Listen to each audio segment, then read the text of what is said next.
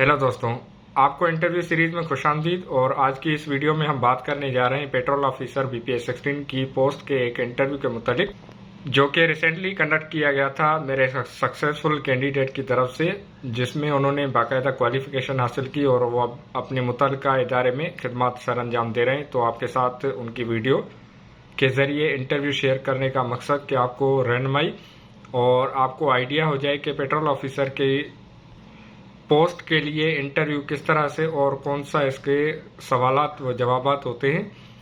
तो वीडियो को स्टार्ट करने से पहले हमेशा की तरह आप देख सकते हैं मेरा विजिटिंग कार्ड। आप मुझसे मेरे मोबाइल नंबर, ऑफिस विजिट या फिर इसी वीडियो के कमेंट सेक्शन में कांटेक्ट कर सकते हैं।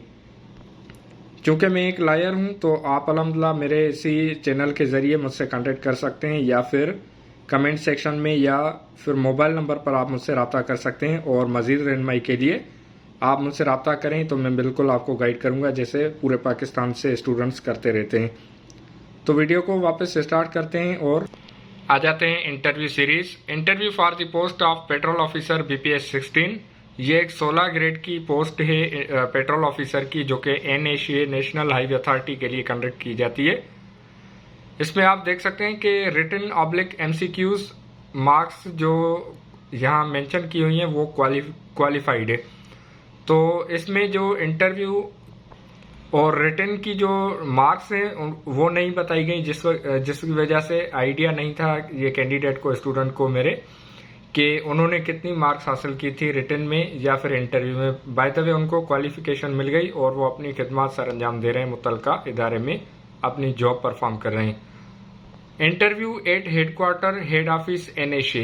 तो इनका जो इंटरव्यू हुआ था वो नेशनल हाईवे अथॉरिटी के हेडक्वार्टर या फिर आप कह सकते हैं कि हेड ऑफिस में कंडक्ट किया गया। इंटरव्यू पैनलिस्ट, जो इंटरव्यू कंडक्ट करने वाले पैनलिस्ट थे वो 2+1 मतलब चेयरमैन एंड अदर थे। इसकी जो सदारत थी इंटरव्यू पैनल की वो चेयरमैन खुद कर रहे थे, चेयरमैन साहब, और उसके अलावा 2 मेंबरान थे जो कि मुतल्लिका इदारे से और साइकोलॉजिस्ट हो सकते हैं। तो आपको इनके लिए तैयार रहना चाहिए। तो इनका इंटरव्यू कुछ इस तरह से शुरू हुआ कि इंटरव्यू में सबसे पहले जब ये अपने कमरे में दाखिल हुए और बैठ गए तो फिर इनको कहा गया कि आप अपने बारे में बताएं, मतलब इंट्रोडक्शन। तो यहाँ पर मैं आपको बताता चलूँ कि मुख्तलिफ जगहों पर कभी इंग्लिश में कहा जाता है कि इंट्रोडक्शन या इंट्रोड्यूस योर सेल्फ, या फिर उर्दू में या किसी भी लैंग्वेज में अगर आपको कहा जाए तो आपने अपने उस जबान में या सवाल के मुतालिक जवाब देना है। जैसे इनसे उर्दू में कहा गया कि आप अपने बारे में बताएं, कि मतलब उनका जो इंटेंशन था कि वो देखना चाहते थे कि ये रिलैक्स हैं या फिर प्रेशर में। तो अपने बारे में बताएं, तो इन्होंने इंट्रोडक्शन बताया, अपना तारुफ करवाया।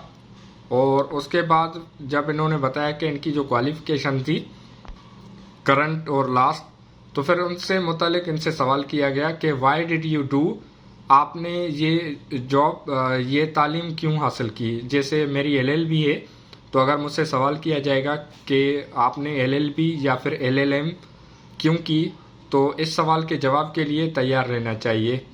आपसे अगर सवाल किया जाए कि आपने साइकोलॉजी, इंग्लिश, सिंधी, उर्दू, पंजाबी, बलोची या मैथमेटिक्स, IR या इस तरह से जो भी रिलेटेड सवालात हो सकते हैं सब्जेक्ट के मुतालिक, कि आपने ये सब्जेक्ट क्यों सिलेक्ट किया था या चूज़ किया था स्टडी के लिए, तो आपको इसके लिए तैयार रहना चाहिए। उसके बाद नेक्स्ट इनसे क्वेश्चन किया गया कि did you apply in other job, के क्या आपने किसी और जॉब में भी अप्लाई किया हुआ है। तो इस तरह के सवालात के लिए आपको तैयार रहना चाहिए कि माजी में अगर आपने किसी जॉब में अप्लाई किया हुआ है, टेस्ट हो गई है, इंटरव्यू हो गया है, तो अगर रिकमेंडेशन हुई है या नहीं हुई या रिजल्ट डिक्लेयर हुई है, तो आपने इनको बिल्कुल बताना है या बता देना चाहिए। उसके बाद फिर इनसे नेक्स्ट क्वेश्चन किया गया कि आप टेस्ट या फिर इंटरव्यू में रह गए।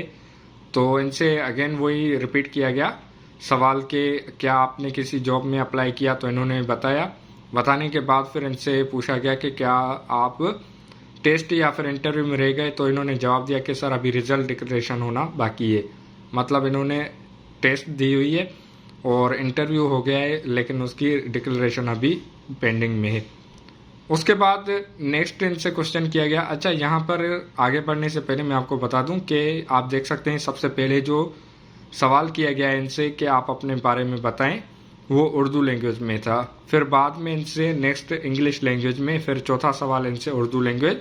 तो बहरहाल इसके लिए आपको परेशान होने की ज़रूरत नहीं है, आप बस अपनी तैयारी मुकम्मल रखें और आपसे जिस ज़बान में सवाल हो, फॉर एग्ज़ाम्पल आपसे अगर उर्दू, सिंधी, इंग्लिश या फिर पंजाबी, जिस भी लैंग्वेज बलोची में हो, तो आपने उसका जवाब उसी लैंग्वेज में देना चाहिए। ऐसा नहीं होना चाहिए कि आपसे सवाल इंग्लिश में और जवाब उर्दू में, या फिर सवाल उर्दू और जवाब इंग्लिश में नहीं होना चाहिए।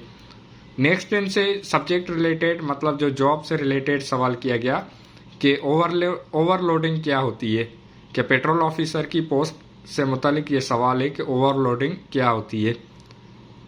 नेक्स्ट इनसे क्वेश्चन किया गया कि ओवरलोडिंग की रीजंस क्या होती हैं, क्या वजह होती हैं। तो रीजंस यही हो सकती है कि वो अपना प्रॉफिट हासिल करना चाह रहे होते हो ड्राइवर्स हजरात। तो इस तरह का आप एक रिसर्च कर लें ताकि आप जवाब देने की पोजीशन में आ सकें। उसके बाद नेक्स्ट इनसे क्वेश्चन किया गया कि do drivers earn through overloading, कि क्या ड्राइवर्स हजरात जो ओवरलोडिंग करते हैं क्या वो उनके ज़रिए कमाई हासिल करते हैं, फ़ायदा उठाते हैं। तो बिल्कुल इसका जवाब तो हाँ ही होना चाहिए, लेकिन आपने इंटरव्यू के वक्त अपने होश हवास के साथ मुकम्मल जवाब देना चाहिए और विथ रीजंस। आप बाकायदा एक लीगली और टेक्निकली जवाब दें। उसके बाद नेक्स्ट इनसे क्वेश्चन किया गया कि रोड नेटवर्क कितना है पाकिस्तान में। तो आप देख सकते हैं कि इनसे उर्दू में सवालात जारी रखे हुए थे। रोड नेटवर्क कितना है पाकिस्तान में, तो आपने इसका जवाब सर्च करना चाहिए कि पाकिस्तान में टोटल रोड नेटवर्क कितना है, किलोमीटर्स पर मुश्तमिल है। नेक्स्ट इनसे क्वेश्चन किया गया कि ओवरलोडिंग को कंट्रोल कैसे करें, कि ओवरलोडिंग जो ड्राइवर हजरात करते हैं तो इसको कंट्रोल किस तरह से किया जाता है।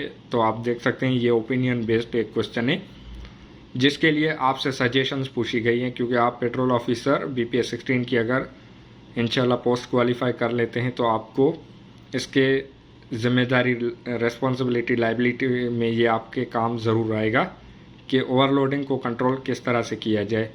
उसके बाद नेक्स्ट इनसे क्वेश्चन किया गया, क्वेश्चन नंबर 10, ओवरलोडिंग के 2 मेजर नुकसान, के 2 मेजर नुकसान, बड़े नुकसान बताएं ओवरलोडिंग के। तो आपको इस ज़मरे में इस सवाल के लिए तैयार रहना चाहिए कि ओवरलोडिंग के 2 बड़े नुकसान कौन से हो सकते हैं। फिर इनसे नेक्स्ट क्वेश्चन किया गया, क्वेश्चन नंबर 11 आप देख सकते हैं कि how to control mobile usages on motorways and highways by drivers, के ड्राइवर हजरात अगर रास्ते के दरमियान में मोबाइल इस्तेमाल करते हैं तो इसका इस्तेमाल किस तरह से कंट्रोल किया जाए ताकि हादसा ना हो। तो ये एक जेन्युइन क्वेश्चन है कि आप देख सकते हैं कि वाकई ड्राइवर हजरात जब हम सफ़र करते हैं किसी मोटरवे, हाईवे या फिर रोड पर, तो ड्राइवर हजरात मोबाइल यूज़ करते हैं जिस वजह से काफ़ी एक्सीडेंट, नुकसानात होते हैं। तो इसको कंट्रोल किस तरह से कर लें, तो आप इस पर रिसर्च कर लें। उसके बाद क्वेश्चन नंबर 12 इनसे किया गया, 12वां नंबर सवाल, कि जिगजैग पेट्रोलिंग क्या होती है, कि जिगजैग, अब इसके मुतालिक आपको रिसर्च करनी चाहिए कि ताकि आप जवाब देने की पोजीशन में आ सकें, आपको आइडिया हो कि जिगजैग पेट्रोलिंग क्या होती है। क्वेश्चन नंबर 13 इनसे पूछा गया कि highways and motorways main difference, के हाईवेज एंड मोटरवेज में डिफरेंस। आप देख सकते हैं कि इनसे उर्दू में ही सवाल जारी रखे हुए हैं। तो इनसे सवाल किया गया कि हाईवेज और मोटरवेज में फ़र्क क्या है। तो आप उम्मीद करते हैं कि इस सवाल को समझने के बाद अपनी रिसर्च करेंगे और जवाब ढूंढने की कोशिश करेंगे, ताकि अगर आपसे पेट्रोल ऑफिसर की जॉब में इंटरव्यू के वक्त अगर आपसे सवाल हो तो आप जवाब देने की पोजीशन में हो। फिर इनसे सवाल किया गया नेक्स्ट, कि जहां सिटी होती है वहां स्पीड लिमिट कितनी होती है, कि शहर में स्पीड लिमिट कितनी होती है। तो आपको इस पर रिसर्च करनी चाहिए। और अगर आप किसी रास्ते पर जाते हैं तो आपने देखा होगा कि मुख्तलिफ शहरों में मुख्तलिफ एक बोर्ड लगे होते हैं, साइन बोर्ड, जिन पर लिखा होता है कि 50 से, मतलब 50 से ऊपर स्पीड ना रखें, या फिर 20 या फिर 30 भी होती है कहीं बाज़ औक़ात, क्योंकि वहाँ पर बच्चे शायद इत्तफाक से आ सकते हैं रोड पर, इस वजह से ये लिखा होता है। फिर इनसे नेक्स्ट क्वेश्चन किया गया और ये एक इंतहाई अहम सवाल है जो किसी से भी हो सकता है और इसका जवाब आपने अपने तरीके से देना है, लेकिन मैं आपको इसका जवाब देने की कोशिश करता हूँ, समझाने की। क्वेश्चन नंबर 15 इनसे कंडक्ट किया गया कि अगर गवादर पोस्टिंग करें तो कि मतलब आप अगर अपॉइंट हो जाएं और फिर आपकी अपॉइंटमेंट या फिर पोस्टिंग गवादर में कर दी जाए। गवादर हालांकि ज़्यादा दूर नहीं है, यहीं करीब में ही बलूचिस्तान में, लेकिन इंटरव्यू पैनलिस्ट सिर्फ इनकी साइकोलॉजी चेक करना चाहते हैं कि अगर गवादर पोस्टिंग कर दें तो फिर ट्रांसफ़र आउट ऑफ प्रोविंस कि अगर आपकी सिलेक्शन सिंध से हो जाती है, पंजाब से हो जाती है, केपी के या फिर बलूचिस्तान से, तो आपकी पोस्टिंग आउट ऑफ प्रोविंस सूबे से बाहर कर दी जाए तो क्या आप जॉब करेंगे? तो इसका जवाब आपको आना चाहिए। आप इस पर मुकम्मल रिसर्च करें और गवादर की पोस्टिंग हो तो बिल्कुल मसला नहीं है, या फिर आउट ऑफ प्रोविंस अगर ट्रांसफ़र हो जाए तो भी मसला नहीं है, क्योंकि एक जॉब है, रेस्पॉन्सिबिलिटी है, तो वो निभानी है, अदा करनी है, चाहे पाकिस्तान के किसी भी शहर में। फिर आप देख सकते हैं क्वेश्चन नंबर 16 इनसे किया गया कि पॉलिटिक्स, इकोनॉमी या हिस्ट्री में इंटरेस्ट। तो इनसे सवाल किया गया कि आपका फेवरेट या फिर इंटरेस्ट की फील्ड कौन सी है, पॉलिटिक्स, इकोनॉमी या फिर हिस्ट्री। तो हर किसी का एक मुख्तलिफ जवाब हो सकता है, आपका मुख्तलिफ जवाब, तो आपने इसके मुतालिक भी तैयारी कर लें। फिर इनसे नेक्स्ट क्वेश्चन किया गया कि who is the finance minister, वज़ीर ख़जाना कौन है, फाइनेंस मिनिस्टर कौन है। तो इसका जवाब भी आपको पता होना चाहिए जब आप इंटरव्यू देने जा रहे हो तो। और नेक्स्ट लाइन से क्वेश्चन किया गया question number 18, minister for planning, minister for इक्तसादी राहदारी के प्लानिंग और इक्तसादी राहदारी के मिनिस्टर्स कौन है।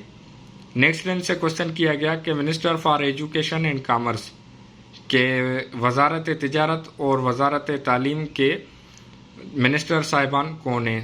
तो इसका जवाब भी आपको पता होना चाहिए। नेक्स्ट लास्ट इनसे क्वेश्चन किया गया कि व्हाट इज़ शाराए कराक्रम, शाराए कराक्रम क्या है। तो शाराए कराक्रम के मुतालिक आपको रिसर्च करनी चाहिए और ज़्यादा से ज़्यादा आप कोशिश करें कि पेट्रोल ऑफिसर, चूँकि एक यूनिफॉर्म जॉब है और इनका काम अक्सर औकात मोटरवेज़ और हाईवेज़ पर होता है, तो आप इस पर इसके मुतालिक अच्छे तरीके से रिसर्च कर लें ताकि आपको इंटरव्यू के वक्त ज़्यादा परेशानी और दिक्कत का सामना ना हो। टोटल क्वेश्चन इनसे 22 क्वेश्चन पूछे गए थे, जो 2 सवाल इन्होंने स्किप किए। टाइम तकरीबन इनसे 30 मिनट्स लिए गए, 30 मिनट्स तक इंटरव्यू इनका कंडक्ट किया गया। और ड्रेस कोड इन्होंने रखा white dress and coat. Dress में इन्होंने अपनी जो ड्रेसिंग रखी थी वो वाइट ड्रेस और वास्कोटी ऊपर से इन्होंने पहनी हुई थी। तो ये आपके ऊपर है कि आप अपनी इंटरव्यू के लिए क्या ड्रेसिंग कोड रखते हैं। और फिर लास्ट में इनकी तरफ से आपके लिए एडवाइस कि नॉर्मल रहें, परेशान ना हों। इनके आपके लिए सिर्फ इतने अल्फाज हैं कि आप अपने आप को नॉर्मल रखें और परेशान या फिर पैनिक होने की बिल्कुल भी ज़रूरत नहीं है। तो ये थी मुकम्मल वीडियो जो मैंने आपके साथ इंटरव्यू की शेयर की इस वीडियो की मदद से मेरे यूट्यूब चैनल के ज़रिए। अगर आप मुझसे रब्ता करना चाह रहे हैं तो मेरा मोबाइल नंबर, ऑफिस विज़िट या फिर कमेंट सेक्शन में आप मुझसे रब्ता कर सकते हैं। मेरे Facebook page doctor of law पर भी आप विज़िट कर सकते हैं। और कानूनी वीडियोस की रहनुमाई इंटरव्यूज़ सीरीज़ के लिए आप इसी चैनल को फॉलो करें। और इसी चैनल पर पूरी वीडियोस अवेलेबल हैं, इंस्पेक्टर, इनलैंड, एंटी करप्शन और मुख्तलिफ डिपार्टमेंट्स की लॉ ऑफिसर की जॉब पोस्ट के लिए वीडियोस अवेलेबल हैं। आपको किसी भी किस्म की रहनुमाई चाहिए तो आप मेरे मोबाइल नंबर या फिर कमेंट सेक्शन में कांटेक्ट कर सकते हैं, मसला नहीं है, मैं आपको गाइड कर दूंगा। और लास्ट में आपको एक बात बताता चलूं जो कि रह गई थी दरमियान में, कि पेट्रोल ऑफिसर की BPS 16 की पोस्ट हमेशा फेडरल पब्लिक सर्विस कमीशन की तरफ से कंडक्ट की जाती है, क्योंकि ये वफाकी इदारा है।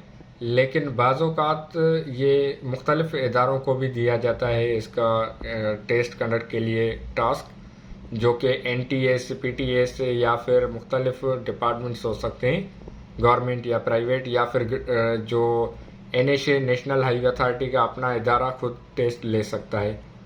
तो इसके लिए मसला नहीं है, आपने इसकी तैयारी अच्छे तरीके से करनी चाहिए।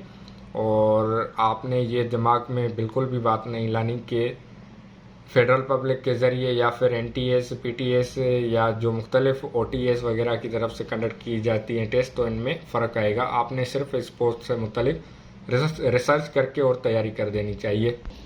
आखिर में यही कहना चाहूँगा कि मिलते हैं आने वाली अगली वीडियोस में। तब तक अपना और अपने प्यारों का बहुत सारा ख्याल रखें। अगर आपको कानूनी रहनुमाई चाहिए अपने या घर वालों के कानूनी मसलों मसाइल के लिए या इंटरव्यूज़ के मुतलिक, तो आप मुझसे रब्ता कर सकते हैं। मिलते हैं आने वाली अगली वीडियोस में। तब तक चैनल को फॉलो करते रहें। पाकिस्तान जिंदाबाद।